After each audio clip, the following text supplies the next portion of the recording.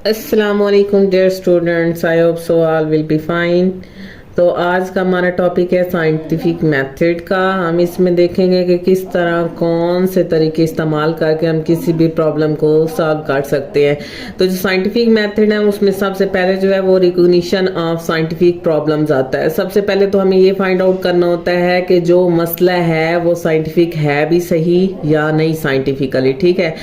उसके बाद हमने ऑब्जर्वेशन करनी होती है, उस चीज़ का मुशाहिदा करना होता है। उससे हमने जैसे कोई पेशेंट बीमार हो तो डॉक्टर कहते हैं कि इमरजेंसी में ले जाएं, तो वो कहते हैं कि हम इसे 24 आवर्स के लिए अंडर ऑब्जर्वेशन रखेंगे, उसके बाद आप मरीज को घर ले जाएं।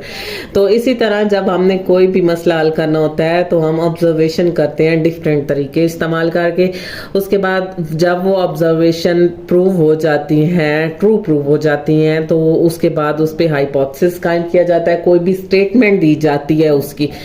उसके बाद डिडक्शन है, एक्सपेरिमेंट है और रिजल्ट्स है। हम एक एक करके सबको देखेंगे। सबसे पहले है कि हमने प्रॉब्लम को किस तरह आइडेंटिफाई करना है, किस तरह उसकी शनाख्त करनी है, किस तरह हमें पता चलेगा कि ये प्रॉब्लम जो है वो बायोलॉजिकली है। इसके लिए हम क्या करते हैं कि हमने सबसे पहले तो क्या करना होता है, चीज़ों को देखना होता है कि वो किस तरह है। जिस तरह अब इन्होंने यहाँ पे एग्जाम्पल दी हुई है कि एक एरिया है, वहाँ पर प्लांट्स इकट्ठे ग्रो कर रहे हैं, लेकिन सडनली ये होता है कि उनमें से एक प्लांट ऐसा होता है कि वो बाकी प्लांट्स की निस्बत ज्यादा लंबा हो रहा होता है, ठीक है। तो फिर साइंटिस्ट क्या करते हैं कि ये साइंटिफिक प्रॉब्लम है, इसको हमें देखना चाहिए कि कौन से फैक्टर ऐसे हैं जो इसकी रीजन बन रहे हैं या किस वजह से ये हो रहे हैं। तो ये जो साइंटिफिकली हमने इसको साबित करना होता है कि कौन कौन से प्रॉब्लम है या कौन कौन से इफेक्ट्स हैं या इन्वायरमेंटल चेंजेस कौन कौन सी हैं जिसकी वजह से ये प्रॉब्लम आ रहा है। उसके बाद ऑब्जर्वेशन है। ऑब्जर्वेशन किस तरह करनी है, अच्छा इसमें मैं आपको साथ साथ साइंटिफिकली मेथड्स में जो मॉस्किटो वाली एग्जांपल है वो भी साथ साथ करवाती जाती हूँ। तो ऑब्जर्वेशन में जो रिकग्निशन ऑफ अ प्रॉब्लम आएगा, तो इसमें आपको पता है कि जब मलेरिया स्टार्ट हुआ था तो मलेरिया की वजह से बहुत सी इंसानी जाने गई थी, ठीक है। तो उस वक्त साइंसदानों को समझ नहीं आ रही थी कि मलेरिया किस वजह से काज हो रहा है, इसकी वजह क्या है, क्यों हो रहा है। तो उसमें भी सबसे पहले ये शनाख्त की गई थी कि इसका प्रॉब्लम क्या है, किस वजह से हो रहा है। उसके बाद ऑब्जर्वेशन है। ऑब्जर्वेशन में हमने शनाख्त करनी होती है कि जो प्रॉब्लम है वो किस तरह का है। इस ऑब्जर्वेशन में हम अपनी 5 सेंसेस को इस्तेमाल करते हैं, टच, स्मेल, टेस्ट, ये वाली जो है ये हमारी 5 सेंसेस है। इन 5 सेंसेस में हम इनको इस्तेमाल करके हम ऑब्जर्व करते हैं कोई भी डाटा जो हमारे पास होता है उसको। इसमें ऑब्जर्वेशन 2 तरह की होती है, क्वालिटेटिव होती है ऑब्जर्वेशन और एक होती है क्वांटिटेटिव ऑब्जर्वेशन। क्वालिटेटिव ऑब्जर्वेशन इसको हम क्या कहते हैं, वो हवा में तीर चलाने के बराबर होता है कि मीन्स इसमें हमें जो नज़र आ रहा होता है, जो हम देख रहे होते हैं, उसका जो मुशाहिदा होता है वो क्वालिटेटिव ऑब्जर्वेशन में आता है। जैसे हम देखते हैं किसी चीज़ का कलर, किसी चीज़ का टेक्सचर किस तरह का है, कोई फ्लावर है उसका कलर किस तरह है, और कोई अगर प्लांट है तो वो शॉर्ट है या लॉन्ग है। इंसानों में हम देख लें कोई फैट है और कोई जो है वो स्मार्ट है, तो वो सारी जो होती हैं वो हमारी कौन सी ऑब्जर्वेशन होती हैं, क्वालिटेटिव होती हैं।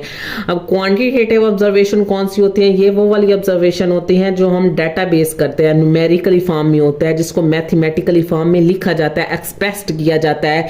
जैसे हम बताते हैं कि फलां कमरे में 20 लोग बैठे थे, ठीक है। अगर कोई बाहर से देखे तो वो कहेगा कि जी उस कमरे में हाँ चंद खवातीन और मर्द बैठे हुए हैं, ठीक है। वो हमारा क्वालिटेटिव में आ जाएगा कि बस उसने ऊपर से देखा, उसने बता दिया इतनी खवातीन और मर्द बैठे हुए थे। लेकिन अगर कोई क्वांटिटेटिव ऑब्जर्वेशन करेगा तो वो ये बताएगा कि उसमें 20 लोग बैठे हुए थे, जिनमें से 10 जो थे वो खवातीन थी और 10 जो थे मर्द थे, और इतने बच्चे थे। और ये वो जो सारी कैलकुलेशन जो बताएगा वो किस में आएंगी, क्वांटिटेटिव ऑब्जर्वेशन में आएंगी। अब इसमें अगर हम देखें इसका ऑब्जर्वेशन में मलेरिया वाला देखें तो इसमें क्या हुआ था कि साइंटिस्ट ने ऑब्जर्व किया था, क्या उसने ऑब्जर्व किया था, उसने देखा था कि जो पीपल आउटडोर स्लेप्ट होते हैं, मतलब कि जो बाहर सैन में सोते हैं या ऐसे इलाके में सोते हैं, जैसे अब कुछ लोग गांव में जानवरों के साथ बाहर सो जाते हैं, उन लोगों में ज़्यादा चांस होता है मलेरिया होने का। बजाय उसकी जो कमरे में सोते हैं।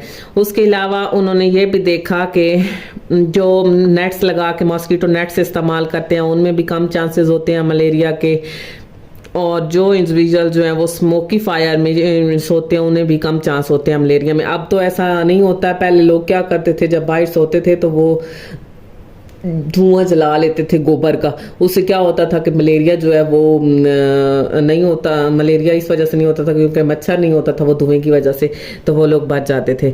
तो इस बिना पर उन्होंने ये ऑब्जर्वेशन दी कि जो लोग बाहर सोते हैं उनको मलेरिया के चांस ज़्यादा होते हैं, उसके अलावा जो मॉस्किटो लगा के सोते हैं उनको मलेरिया के चांस कम होते हैं, उसके अलावा जो स्मोकी फायर एरिया में सोते हैं उनको भी मलेरिया के चांसेस कम होते हैं। उसके बाद है हाइपोथेसिस। हाइपोथेसिस में क्या होता है, इसमें हमने एक स्टेटमेंट देनी होती है, ठीक है, कि जो हमने ऑब्जर्व किया है उसकी हमने स्टेटमेंट देनी होती है कि ये किस तरह की चीज़ हो रही होती है। अब हाइपोथेसिस में इसकी मुख्तलिफ करैक्टरिस्टिक्स होती हैं, ये करैक्टरिस्टिक्स इंपॉर्टेंट हैं point of view, exam point of view से।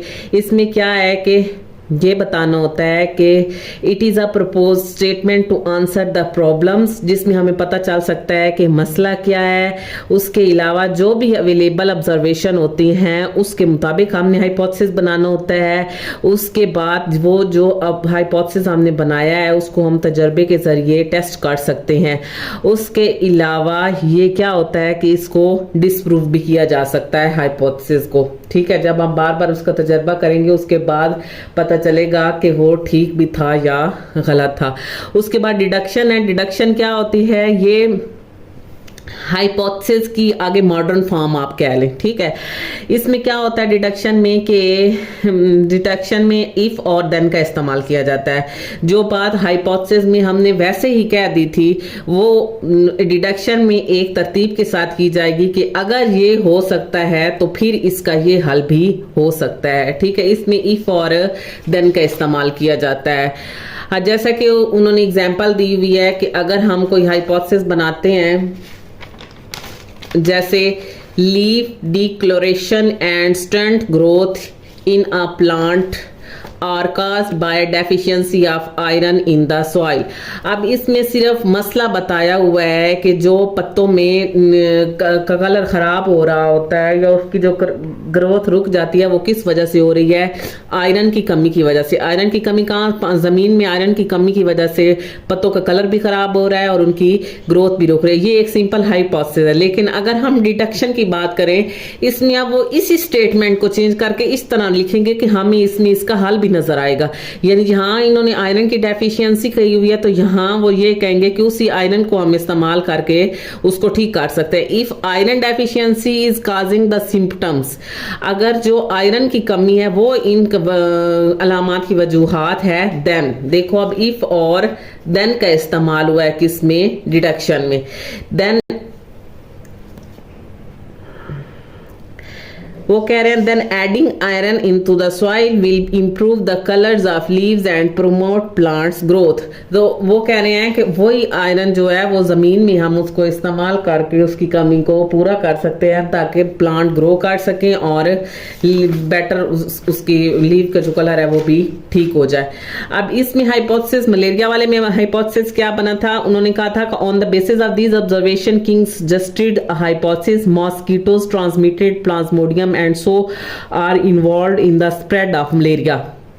इन्होंने जो ऑब्जर्वेशन की थी उसमें उन्होंने चेक किया था कि मॉस्किटो की वजह से तो हो रहा है, लेकिन मॉस्किटो में कौन सी ऐसी चीज़ है जिसकी वजह से वो हो रहा है, तो वो प्लाज्मोडियम था जो एक जगह से दूसरी जगह ट्रांसफ़र हो रहा था। वो प्लाज्मोडियम जो था वो एनाफ्लीज मॉस्किटो में देखा गया कि उसके स्टोमक में मौजूद है और वहाँ पर वो आगे स्प्रेड हो रहा है, और वही प्लाज्मोडियम फिर जो इन्फेक्टेड ह्यूमन्स थे उनमें भी देखा गया। तो इसलिए उन्होंने हाइपोथेसिस ये बनाया था कि मॉस्किटो जो है वो प्लाज्मोडियम ट्रांसमिट करता है एक जगह से दूसरी जगह, यानी एक मलेरिया पर्सन से वो मॉस्किटो उस प्लाज्मोडियम को लेता है और वो फिर दूसरे पर्सन में उसको ट्रांसफ़र कर देता है। उसके बाद डिडक्शन इसमें अब किस तरह उन्होंने बनाई हुई है, if mosquito are involve in the spread of malaria, अगर मॉस्किटो जो है वो इन्वॉल्व हैं मलेरिया फैलाने में, then plasmodium should be present in the mosquito. कह रहे हैं कि अगर मॉस्किटो वो फैला रहे हैं मलेरिया तो इसका मतलब है कि मॉस्किटो के अंदर वो प्लाज्मोडियम होना चाहिए। ठीक है, ये इसकी थी डिटेक्शन में और हाइपोथेसिस में। अब हाइपोथेसिस भी हो गया है, डिटेक्शन भी हो गया, उसके बाद साइंटिस्ट क्या करते हैं, वो एक्सपेरिमेंट करते हैं कि किस तरह जो है वो उस हाइपोथेसिस की बेस पे सारे एक्सपेरिमेंट करते हैं कोई भी चीज को साबित करने के लिए कि वो ठीक है भी सही या नहीं ठीक। अब एक्सपेरिमेंट बार बार किए जाते हैं एक चीज को करेक्ट और इनकरेक्ट करने के लिए, क्योंकि एक दफा एक्सपेरिमेंट हो गए उसके बाद रिजल्ट्स आ जाते हैं और रिजल्ट्स के बाद थ्योरी और लॉ बन जाते हैं। तो इसलिए ये जो एक्सपेरिमेंट होता है ये बहुत इंपॉर्टेंट होता है, इसमें हम साइंटिस्ट ने बहुत केयरफुली सब कुछ करना होता है ताकि पता चल सके कि इसकी प्रॉब्लम की वजह क्या है।